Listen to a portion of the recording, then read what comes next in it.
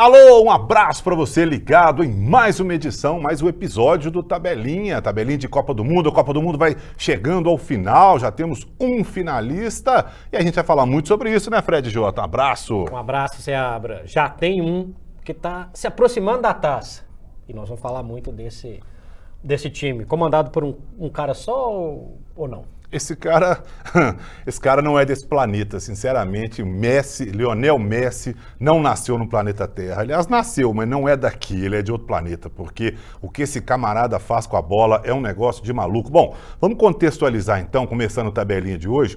A Argentina venceu a Croácia por 3-0, a Croácia que eliminou o Brasil, inclusive, né?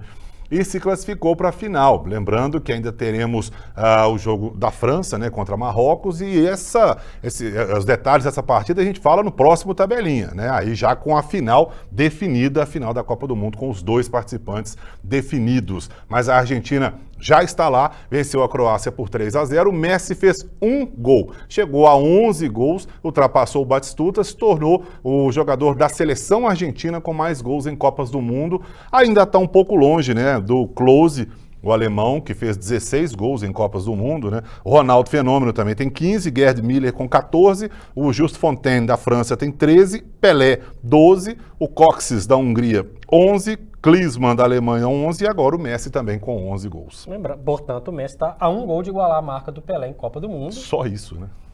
Olha, gente, o Pelé jogou com o Tostão, com o Jairzinho, com o Gerson Rivelino, com o Didi, com o Nilton Santos.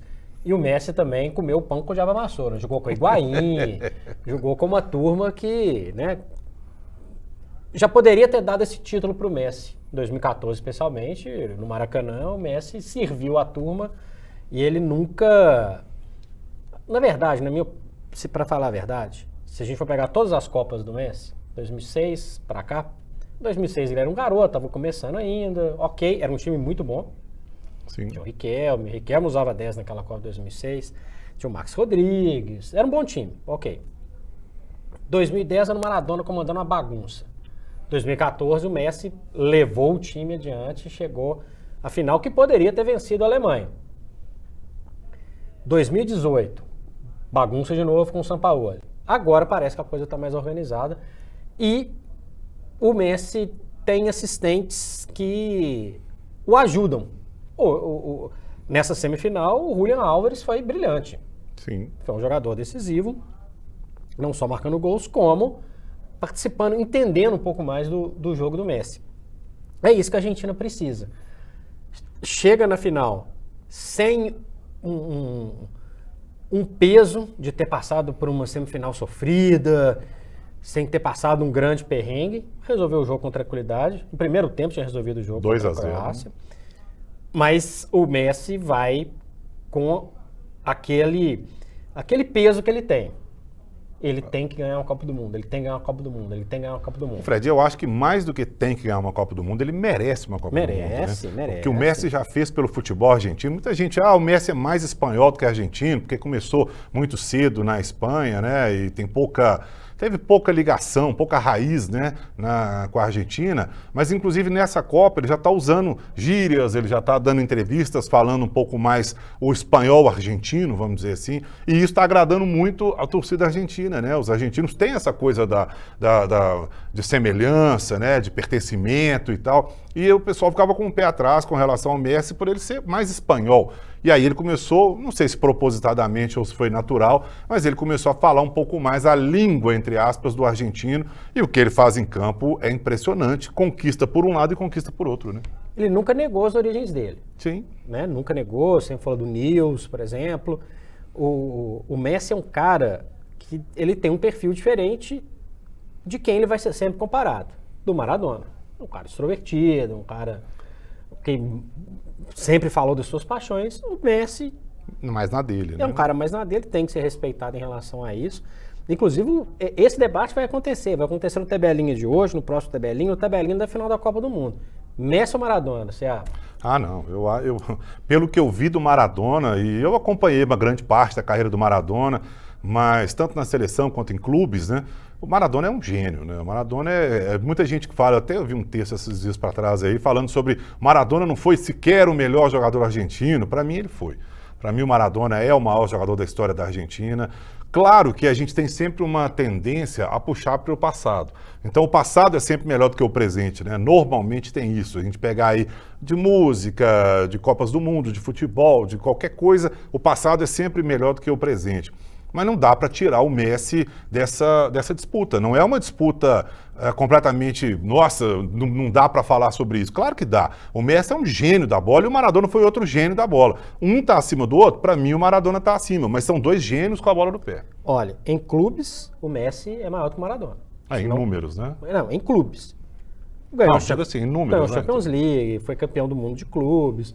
O Maradona ergueu um time médio, que é o Napoli, levou o Napoli às suas maiores conquistas. E na seleção, além de toda a sua genialidade com a bola no pé, né, tem uma Copa e um vice. Sim. O Messi já tem um vice. Se o Messi ganha essa Copa, ele passa a igualar. Nos clubes, o Messi é superior, para mim, isso é indiscutível.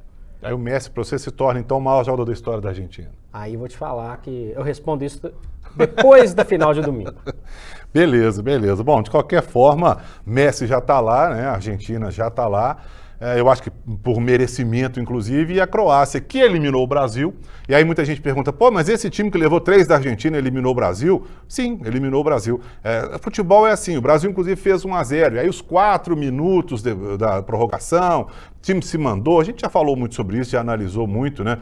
Vamos falar, inclusive, mais hoje sobre essa eliminação e a pós-eliminação do Brasil.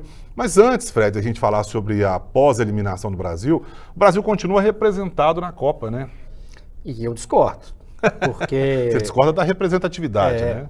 A representatividade é péssima, porque o Wilton Pereira Sampaio teve uma arbitragem, para mim, péssima, num jogo que, para mim, foi o melhor jogo da Copa, tecnicamente falando, o jogo que mais equiparou as seleções que estavam ali em disputa, você abre. França e Inglaterra foi um baita jogo. Foi mesmo. Foi um baita jogo. Foi o clássico pesado, como a gente esperava, né? Foi um baita jogo. E fiquei impressionado com a disposição tática e técnica das equipes. Obviamente, qualquer jogo desse porte vai ter erro. O Kane errou, mandou uma bola para cima.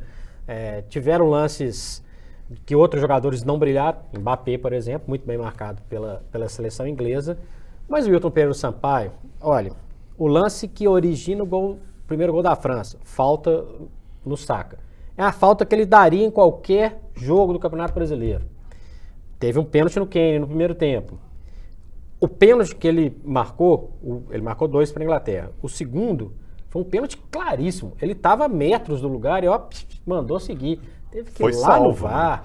Né? Foi um pênalti, aquele pênalti foi escandaloso. Aquele ali não precisava de VAR, não, pelo amor de Deus, né? Aliás, os caras estão usando o VAR como muleta e esse aí foi uma das mais claras até agora. Achei que ele foi muito mal num jogo que foi muito representativo. A Inglaterra perdeu porque tinha o Wilton Pereira? Não é essa a discussão. Não é essa a discussão. Mas ele teve uma arbitragem muito ruim. E se for premiado para, por exemplo, estar na final da Copa, aí me desculpa, mas eu não consigo entender. Inclusive a FIFA, só para a gente contextualizar, a FIFA já liberou vários árbitros, já colocou a turma de volta aí, né, para os seus países, tem árbitro do mundo inteiro lá, mas alguns permaneceram. E desse quadro aí, sairá o trio que vai apitar a final da Copa do Mundo. E nesses que estão lá, não só o Wilton Pereira, como o Rafael Claus também está lá. Então os dois árbitros, os dois trios brasileiros, no caso, que estão aí apitando a Copa do Mundo desde o início, né? Eles seguem na disputa, estão de olho. Com o Brasil eliminado, claro, né? Eles seguem na Copa do Mundo e podem apitar a final. Lembrando que o Wilton Pereira apitou 4 jogos, 2 na primeira fase e 2 já nos mata-mata. E o Rafael Claus apitou 2 jogos, os 2 ainda na primeira fase. E também foi confuso. O Rafael Claus, no primeiro jogo dele, foi, coincidentemente, tem um jogo na Inglaterra contra o Irã. Ele não marca um pênalti no Maguire no início do jogo, marca um para o Irã no final do jogo, lances iguais. Lances iguais. Muito dependente do VAR. Foi um jogo que teve 24 minutos de acréscimo. Foi. Parte disso. Que, aliás, entrou para a história da Copa, né? O goleiro de Marrocos tomou uma pancada e teve que ser atendido, acabou saindo. O Marrocos não, o goleiro do Irã. Mas muito inseguro, muito dependente do VAR. Então, vamos ver o que a FIFA vai dizer. A gente vai ter uma tabelinha para falar sobre isso também. Mas, sinceramente, o Seabra, não pode premiar. Não pode premiar quem não tem, em alguns momentos, firmeza para apitar o que está vendo ali. O VAR tá lá. Deixa eu conferir primeiro. Se ele não teve firmeza para apitar um jogo no início da fase de mata-mata, um jogo pesado, claro, um clássico, como é que vai ser na final, na decisão, no jogo mais importante da Copa do Mundo? Acho complicado isso aí, viu? Vamos ver o que aliás, a CBF também, a Comissão de Arbitragem da CBF, o Wilson Luiz Senem, né, que é o presidente da Comissão de Arbitragem da CBF, já antecipou que nos jogos do Campeonato Brasileiro do Futebol Nacional, Copa do Brasil, estaduais e tal, teremos também o acréscimo igual está sendo na Copa do Mundo, viu? Então podem se preparar aí para 10 minutos, não vai ser mais nada de outro planeta, 10, 12, 15 minutos. Aí. Lembrando que eu não vejo problema nisso. Eu prefiro que tenha justiça e tenha 50 minutos de acréscimo, desde que seja uma coisa correta. Quando eu falei dos 24 minutos do Klaus, é porque ele vai no VAR demais, é porque ele demora demais para resolver algumas coisas. Esse é o problema no futebol brasileiro. Aí né? ele estende... Não. Porque assim, feceira, ó... Sim, tudo bem, mas feceira tem que compensar. Mas aí o cara vai toda hora lá no VAR, aqui no futebol brasileiro, que vai ter VAR agora direto aí para todo lado também. Aí o cara vai no VAR, não só o Klaus, o Wilton Pereira, os árbitros brasileiros, vai no VAR toda hora, 5 minutos lá no VAR, 5 minutos no VAR, como é que vai ser no final do... Aí tem as substituições e tal, vai ter 30 minutos. Vão ter 30 minutos de acréscimo. Bom, vamos ver o que vai acontecer. Eu acho que o início vai ser meio bizarro, depois as coisas começam a se encaixar. Mas ainda falando sobre seleção, falei sobre seleção brasileira no início desse episódio do Tabelinha, e agora Tite não é mais técnico da seleção, e aí estabeleceu-se a velha discussão de sempre, né? Quando sai o treinador da seleção, quem assume o comando da seleção brasileira?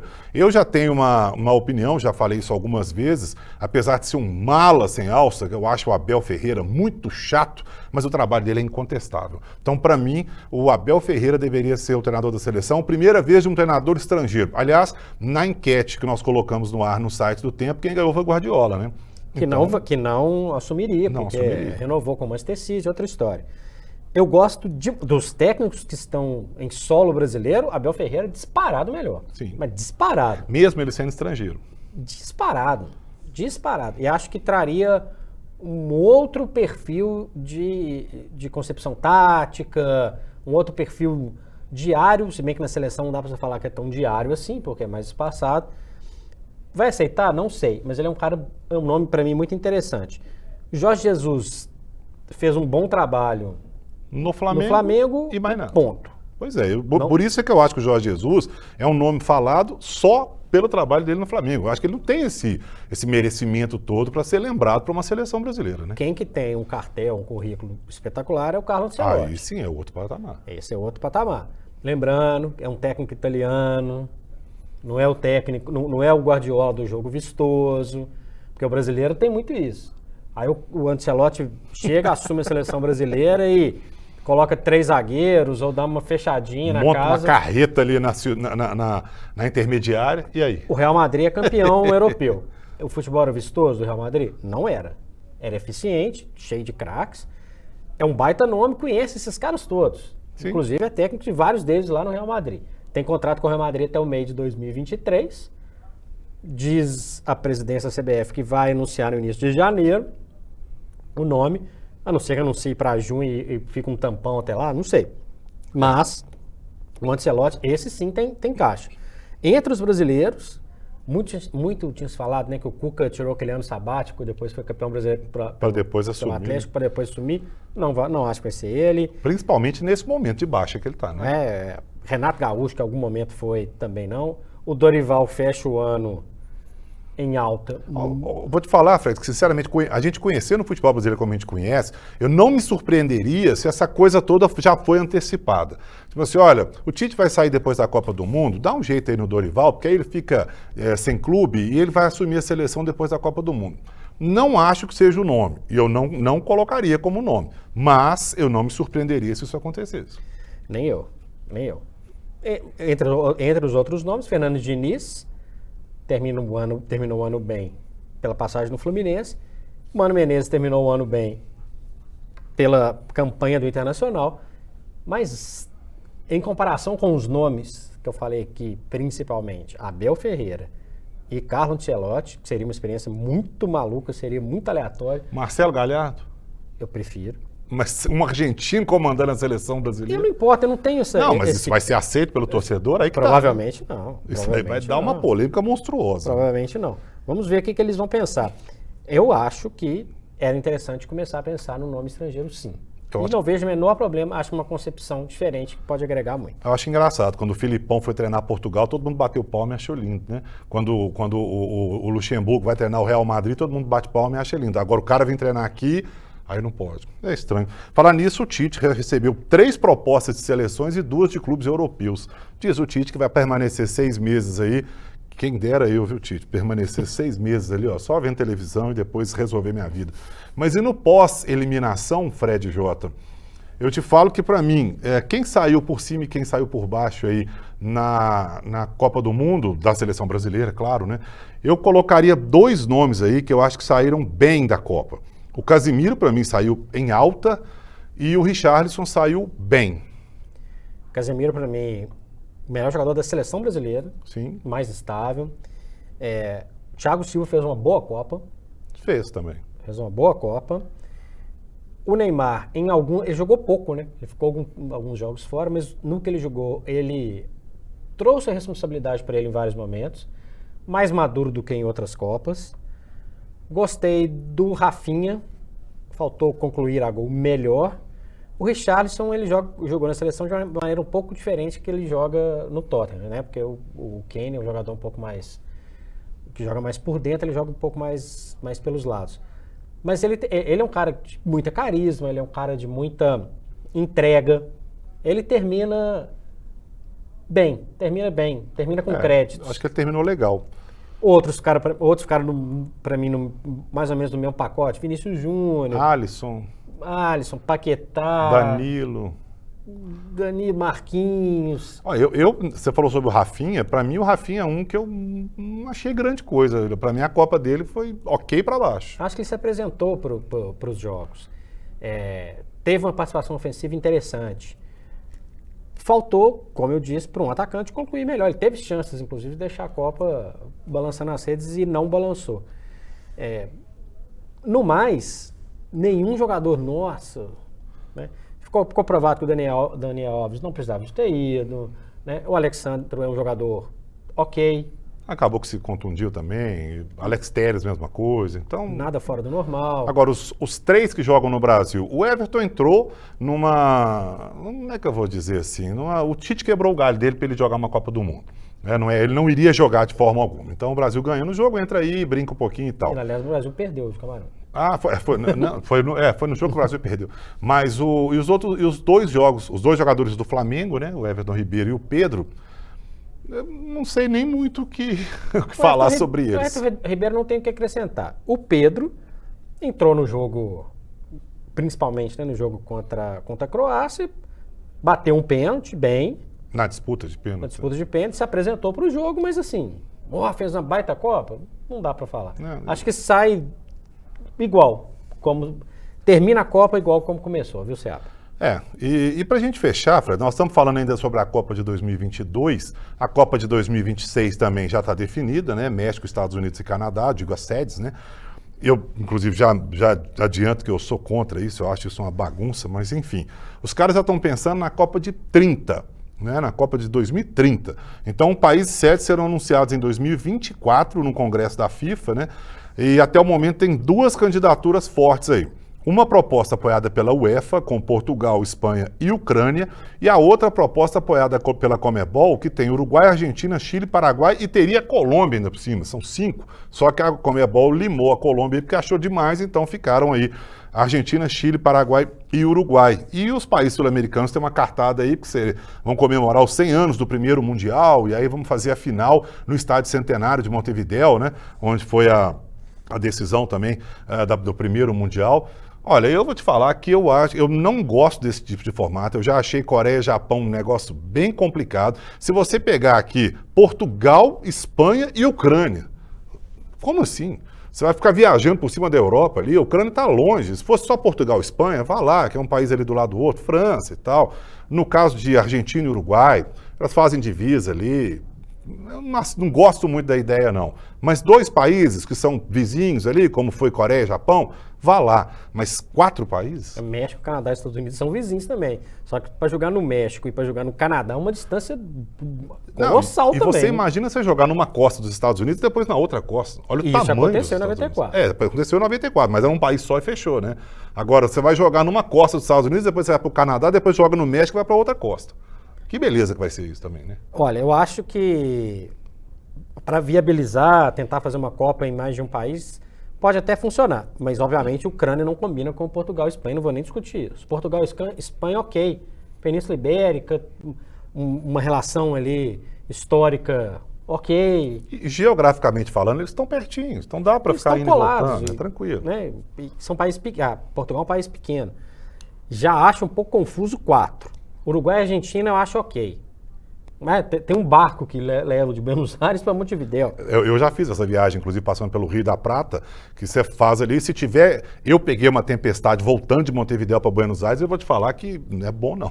Mas é tranquilo, é muito rápido, dá para fazer de barco, dá para fazer por terra, pelo ar, por avião, muito mais rápido, é bem pertinho. E acho legal para uma questão histórica, de fazer uma final no Estádio Centenário de Montevidéu, 100 anos depois. Acho que seria muito legal, seria muito representativo.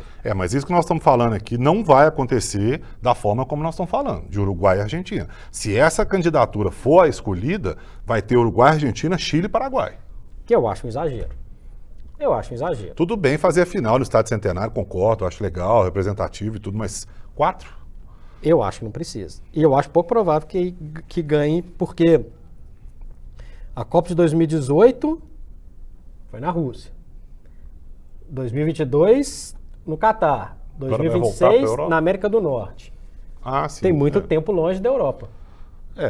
Eu sou muito longe da Europa no sentido que tem 2 Copas que vão pular a Europa. Sim. E lembrando que a Rússia está no extremo oriente. Meio fora da Europa, vamos dizer. É uma Eurásia. É. Então a Europa Ocidental já começa a sentir falta da Copa do Mundo. A última lá foi em 2006, foi a Alemanha. Uma coisa que me agrada nesses países todos aí é que são principalmente, no caso da Ucrânia, mas Portugal, Espanha, por exemplo, e Argentina, Uruguai e tal, Paraguai, são países que permitem bebida, o clima de Copa do Mundo pode se manifestar nesses países, diferente da Rússia e principalmente do que está acontecendo no Catar. Né? Sem dúvida. E são países com mais tradição no futebol. Também, né? Também. Beleza, então, Fred. Então, vamos aguardar. Então, a gente volta no próximo Tabelinha, falando aí já sobre a final definida da Copa do Mundo, né? Analisando aí quem a Argentina vai pegar, todos os detalhes dessa final, com tudo para você aqui no Tabelinha, né? Quem vai apitar? Pois é. Vai ser o Rafael Claus? Vai ser o Wilton Pereira? Não vai ser nenhum dos dois? Vamos ver, então, quem vai estar com o apito na boca e quem estará em campo também, né? E a gente fala muito sobre isso, então, no próximo episódio do Tabelinha. Muito obrigado pela audiência. Fique ligado aí nos canais de O Tempo, né? Com muitos produtos legais para você durante a Copa do Mundo e pós-Copa do Mundo também. Seguem aí, a maioria dos produtos seguem aí para você. Beleza? Obrigado a todo mundo. Um abraço, Fred Jota. Um abraço, Seabra. Até a próxima. Valeu, até a próxima, gente.